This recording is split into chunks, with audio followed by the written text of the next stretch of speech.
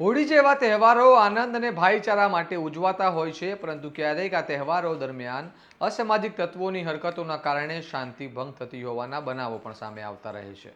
ભાવનગરમાંથી પણ એવો જ એક ચોંકાવનારો બનાવ સામે આવ્યો છે, જ્યાં નજીવી બાબતે એક પરિવાર પર હુમલો કરવામાં આવ્યો હતો. આ ઘટનાએ સમગ્ર વિસ્તારમાં ચકચાર મચાવી દીધી હતી અને શહેરની કાયદો અને વ્યવસ્થાની સ્થિતિ અંગે અનેક સવાલ ઊભા કર્યા હતા. આવો વિગતે વાત કરીએ સમગ્ર મામલા વિશે આ અહેવાલમાં. નમસ્કાર, હું ચિરાગ વર્ષાબેન. આપ જોઈ રહ્યા છો સ્વમાન. ભાવનગર શહેરમાં છેલ્લા થોડા સમયથી અસામાજિક તત્વોની હરકતો અંગે ચર્ચાઓ વધી રહી છે. હોળીના તહેવાર દરમિયાન હાદાનગર વિસ્તારની સત્યનારાયણ સોસાયટીમાં બનેલી એક ઘટના હવે ચર્ચાનો વિષય બની છે. માહિતી મુજબ આ વિસ્તારમાં કેટલાક લોકો નશાની હાલતમાં ઊભા રહી ગાળો બોલી રહ્યા હતા. તે સમયે સોનલબેન નામની મહિલાએ તેમને ગાળો ન બોલવાની વિનંતી કરી હતી, પરંતુ આ વાતથી ઉશ્કેરાયેલા અસામાજિક તત્વોએ મહિલા અને તેમના પરિવાર પર હુમલો કર્યો હતો.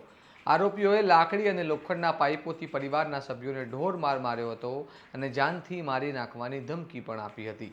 આ બનાવ બાદ પીડિત પરિવાર દ્વારા બોર તળાવ પોલીસ સ્ટેશનમાં ફરિયાદ નોંધાવવામાં આવી અને ફરિયાદના આધારે પોલીસે આ મામલે કુલ 8 આરોપીઓ સામે ગુનો નોંધ્યો હતો. પોલીસે ઝડપી કાર્યવાહી કરતા આજે તમામ આરોપીઓને ઝડપી પાડ્યા હતા અને બાદમાં તેમને ઘટના સ્થળે લઈ જઈ ગુનાનું રિકન્સ્ટ્રક્શન કરવામાં આવ્યું હતું. આ કાર્યવાહી જોવા માટે મોટી સંખ્યામાં લોકો પણ ત્યાં ભેગા થયા હતા અને આ ઘટનાને ફરી એકવાર શહેરમાં કાયદો અને વ્યવસ્થા અંગે સવાલ ઊભા કર્યા છે.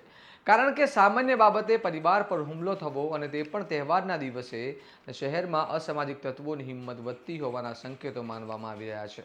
હવે જોવાનું રહેશે કે ભાવનગર પોલીસ આવી ઘટનાઓને ધ્યાનમાં રાખીને અસામાજિક તત્વો સામે કેટલા કડક પગલાં લે છે અને શું આવી ઘટનાઓ પર અસરકારક રીતે રોક લગાવવામાં સફળતા તેમને મળે છે કે નહીં. આ મામલે તમારું શું મંતવ્ય છે અમને કમેન્ટ બોક્સમાં જણાવો અને આવા વિગતવાર અહેવાલ માટે સ્વમાનની ચેનલને લાઇક, શેર અને સબસ્ક્રાઇબ કરવાનું ભૂલતા નહીં. નમસ્કાર.